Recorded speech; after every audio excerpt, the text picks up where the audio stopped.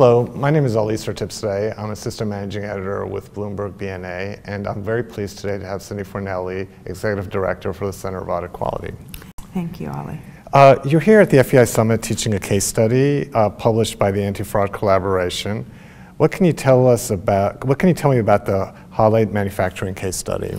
Well, we're really excited about the case study, and the Hollate Manufacturing case study is the first in a series of 3 case studies that we've developed in coordination with FEI, the IIA, and the NACD, who represent the supply chain of those who have responsibility for deterring and detecting financial reporting fraud. And we're very excited to be here at the FEI Summit to teach the case. Hollate Manufacturing is a hypothetical case study that was developed using the Harvard Business School model. And in fact, we were able to retain a Harvard Business School case study professor who actually worked with us to develop the case, as well as the discussion guide that goes with it.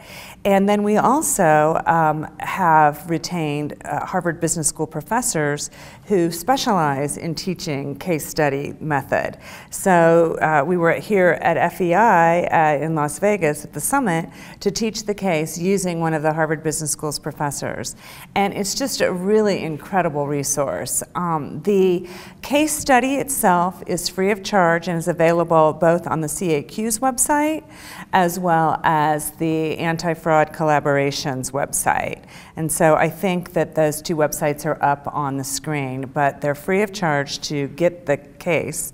What is not, well, it's free of charge, but what's not readily available is the discussion guide that goes with it. And the discussion guide is meant to walk the person who is teaching the case through how to teach the case and the key learning points from the case study. And so the reason that we don't make that readily available and that you have to go through a screen, again, it's free of charge, but you have to go through a screen to get it, is because we've had a number of college university professors want to use the case in class, and giving the case study discussion guide away without going through the screen would allow students to access it and perhaps have an advantage in the classroom. So that's the reason that we have the screen there.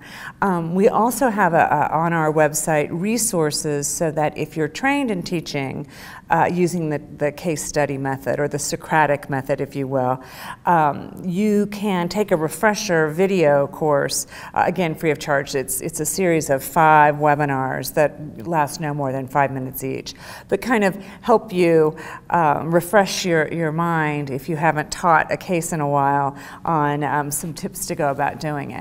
We've had over 150 people request the discussion guide, and as I said, a number of university professors are using it in their classrooms, so it's pretty exciting. Does sound very exciting. So how many of these have you participated in, and what have you learned?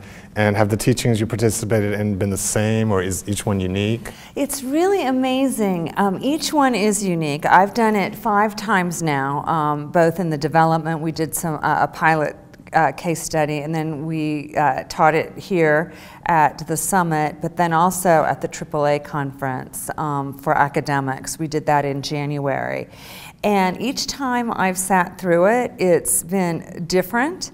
It's developed so that whether you're teaching it just to financial executives like we did here at FEI, or if you're teaching it to any of the supply chain participants individually, it works well. But also it works well if you have all of the supply chain participants there. So we've done that as well.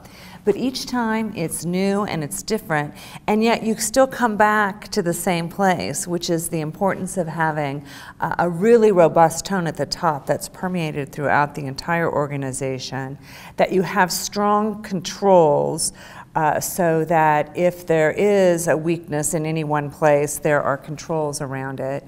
The importance of communication amongst the various parties. So one of the things that you see in Hollate is that the audit committee chair and the CFO and the internal auditor didn't have the kind of communications and relationships that might have led to uncovering questionable practices before they turned into problematic. practices.